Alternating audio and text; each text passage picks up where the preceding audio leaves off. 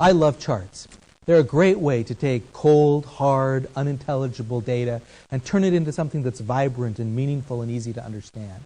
Let's look at some questions relating to creating charts. The first one, I think, is a fairly obvious one. How do I create a chart? Let's go to Excel and look and see how to create a chart. We'll start with some sample data. This is a typical grid layout with labels down the side and labels across the top and numbers in the middle.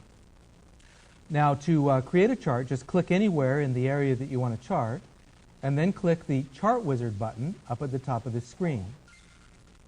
This brings up the Chart Wizard, which has 4 steps. The first step allows you to specify what chart type. The default is a column chart. We'll leave that. Then go ahead and click the Next button at the bottom to be able to move to the next step of the Chart Wizard.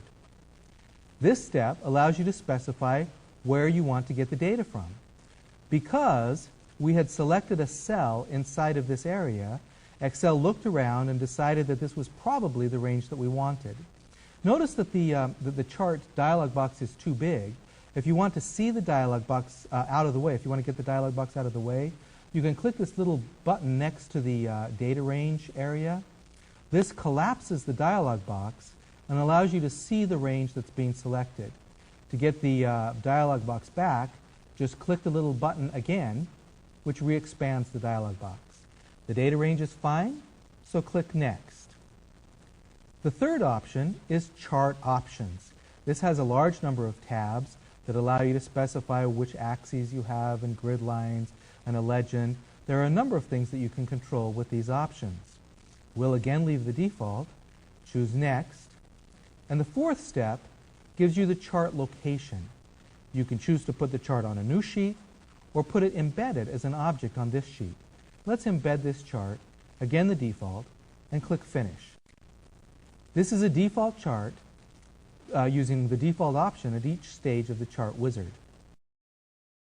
Notice that the chart is still selected. It has these black dots around the edge.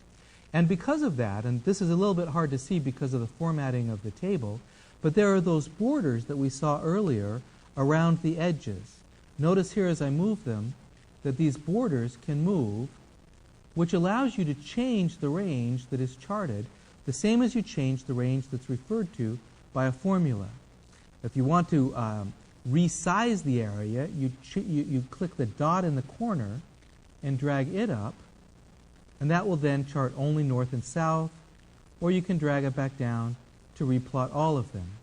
To deselect the chart, click off the chart, and now you're back to the regular spreadsheet. That's really all there is to creating a chart. Set up your data, put the mouse pointer somewhere within the data area, and then click Chart Wizard and go through each of the 4 steps. Remember that there are 4 steps. We'll come back to that a little bit later.